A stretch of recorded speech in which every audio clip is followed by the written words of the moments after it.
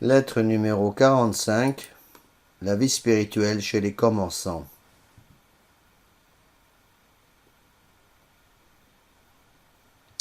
Introduction.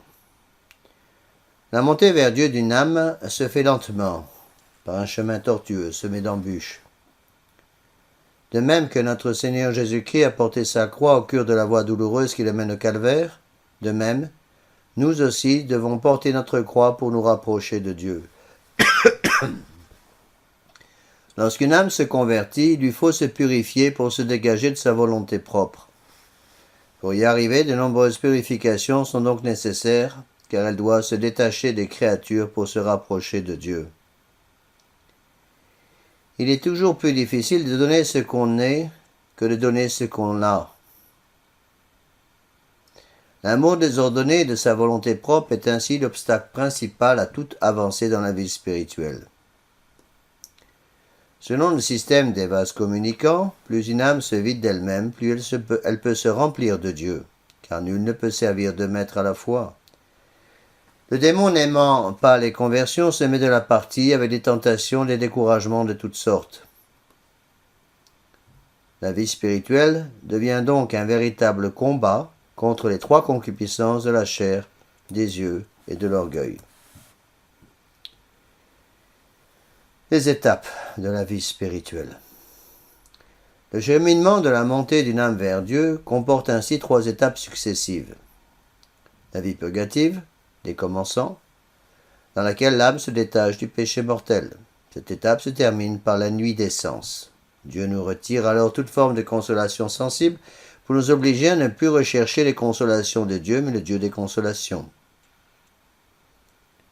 La voie illuminative des progressants, dans laquelle l'âme se détache du péché véniel délibéré.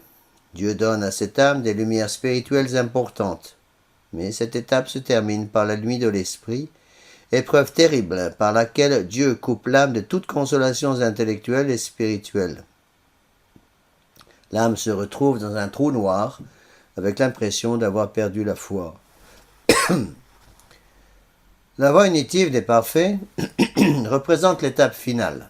Les obstacles ont tous été enlevés et l'âme, libérée de toute contrainte, peut s'élancer comme un oiseau vers son créateur et maître. C'est le mariage mystique ou mariage spirituel. Ainsi, de même qu'il existe une vie physique par laquelle le corps se développe, il existe une vie intérieure, spirituelle et mystique, ou mystique, par laquelle l'âme se développe et progresse. Dans la vie intérieure, celui qui n'avance pas recule.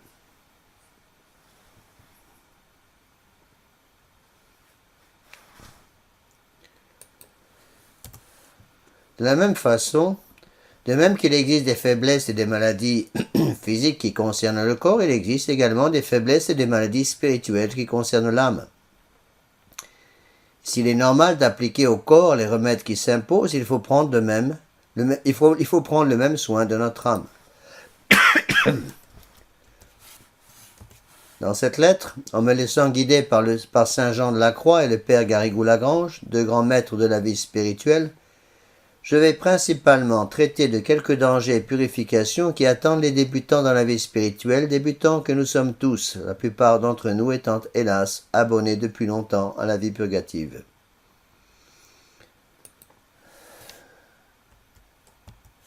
Trois défauts dans la vie spirituelle.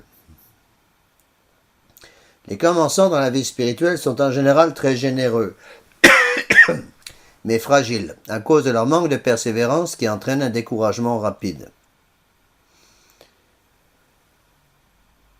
La gourmandise spirituelle. Elle est caractérisée par un excès de sensualité dans la vie spirituelle, c'est-à-dire un désir immodéré de consolation sensible et sentimentale dans la prière. Tant que ces consolations sensibles sont ressenties, on continue de prier. Mais si elles disparaissent, la prière est abandonnée rapidement. Les dons de science et de piété vont aider cette âme à retrouver un équilibre dans sa vie spirituelle. Un bon directeur spirituel saura doser les choses pour que tout se passe sans trop de grincements. La foi n'a rien à voir avec les sentiments et dépasse totalement. Certes, nous avons un corps, mais la raison doit contrôler nos sentiments afin de ne pas en devenir l'esclave et éviter l'angélisme. Deuxième défaut, l'orgueil spirituel. Il se caractérise par un mépris du prochain. On estime sa vie spirituelle bien plus forte que celle des autres. On a trop confiance en soi, ce qui ouvre la porte à l'activisme et au volontarisme. C'est le moment de se rappeler la phrase de saint Augustin. Tout ce qui est bon en vous vient de Dieu, tout ce qui est mauvais vient de vous-même. Troisième défaut, la paresse spirituelle. Elle entraîne le découragement dans les désolations et peut parfois mener à la jalousie spirituelle, à la colère et à l'indignation. Cet ascédie conduit souvent au découragement fréquent chez les commençants, qui va les pousser à abandonner la vie spirituelle, qui va les pousser à abandonner la vie intérieure ou à se lancer de façon déraisonnable dans l'action et l'étude, mais de manière naturelle, pour des raisons de curiosité ou de vaine gloire. Cette activité externe trop naturelle n'est pas vraiment chrétienne ni apostolique et sera donc sans fruit.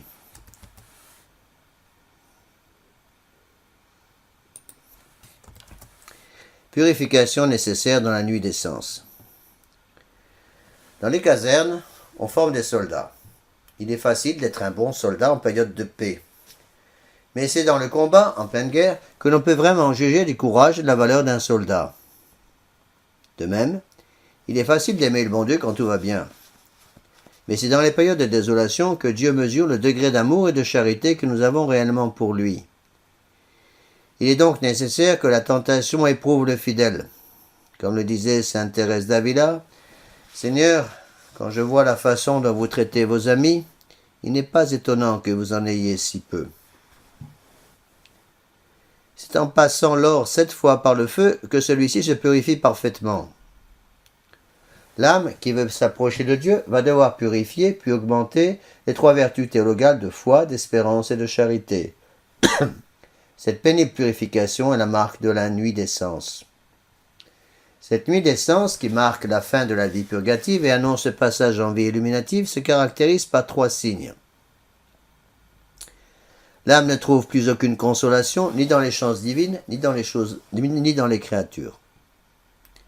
L'âme craint de reculer, mais a un vrai désir de Dieu et de la perfection. La méditation et la raison deviennent presque impossibles, et l'âme doit se contenter de contempler Dieu dans l'aridité. Il est facile de constater que cette nuit des sens favorise la vertu d'humilité, cette vertu fondamentale qui détruit l'empêchement majeur à toute forme de vie spirituelle que représente l'orgueil. L'orgueil est à la vie spirituelle ce que les termites sont au bois de soutènement d'un édifice. Les termites font leur travail de manière silencieuse, et le bois atteint conserve longtemps une apparence de bonne santé. Lorsqu'on repère ces termites, il est en général trop tard, car un mal irrémédiable a déjà été fait. L'orgueil également détruit sans bruit, et trouvera toujours de quoi l'alimenter. Plus l'édifice que l'on veut construire est élevé, plus les fondations doivent être profondes. De même, plus on veut monter dans la vie spirituelle, plus il faut se protéger par la vertu d'humilité.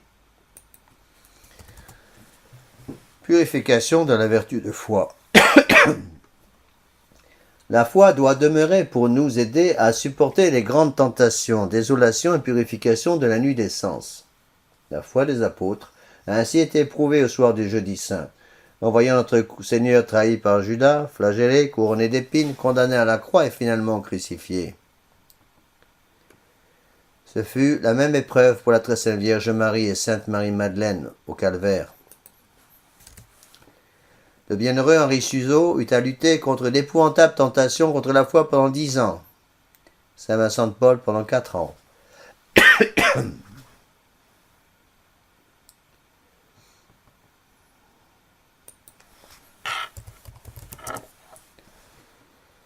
Dans ces tentations contre la foi, il ne faut pas que l'âme perde la paix intérieure, mais elle doit utiliser fréquemment les sacrements de pénitence et de la Sainte Eucharistie, méditer souvent sur les fins dernières et la miséricorde du bon Dieu.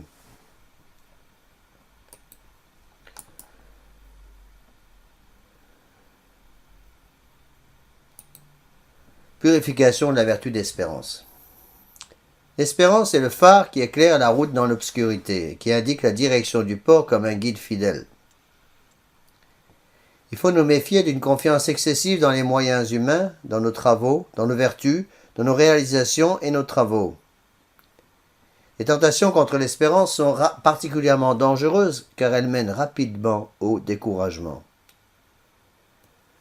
Réagissons comme sainte Catherine de Sienne à qui le démon objectait. À quoi servent donc toutes vos mortifications? Si vous êtes prédestiné, vous serez sauvé sans elles. Si vous n'êtes pas prédestiné, vous serez damné malgré elles.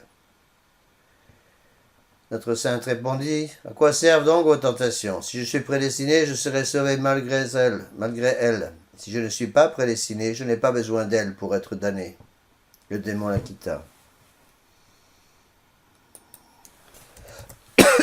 Purification de la vertu de charité. La charité nous demande d'aimer Dieu par-dessus tout en raison de sa bonté infinie et d'aimer notre prochain à cause de Dieu, de telle façon qu'il puisse le glorifier avec nous pour toute l'éternité, car il est Fils de Dieu en acte, par l'état de grâce, ou en puissance, car il peut toujours récupérer l'état de grâce perdu par le péché mortel.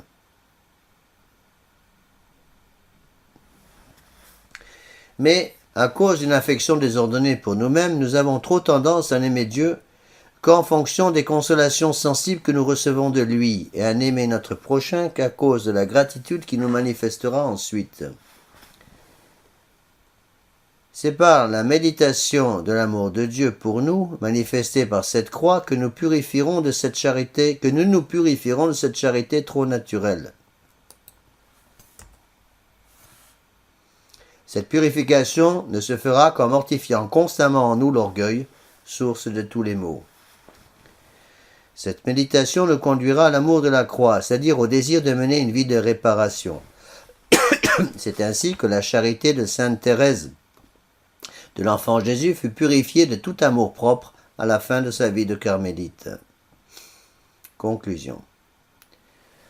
La nourriture des vertus théologales de foi, d'espérance et de charité, de la vertu morale d'humilité, doit être trouvée dans le sacrement de la Sainte Eucharistie.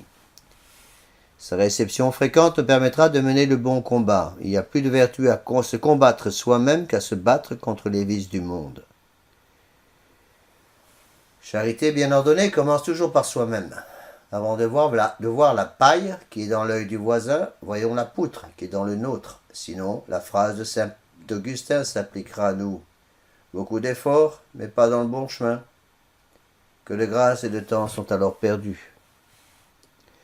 Dans ce chemin magnifique, mais long et périlleux qui nous rapproche de Dieu, restons avec notre Seigneur sans trop poser de questions. L'important, c'est de bien garder la main droite dans la sienne et la main gauche dans celle de la très sainte Vierge Marie. Ils savent mieux que nous ce qui est bon pour nous. Si Dieu et sa Sainte Mère veulent que je sois une violette, pourquoi aspirer devenir un cèdre? Ne vaut-il pas mieux avoir un strapontin au paradis qu'un siège en or massif juste devant la porte? Certes, le chemin est long, fatigant, mais tout chemin semble déjà plus court si on a commencé à en faire le premier pas. Courage. Tout dévoué entre Seigneur Jésus-Christ et sa Sainte Mère.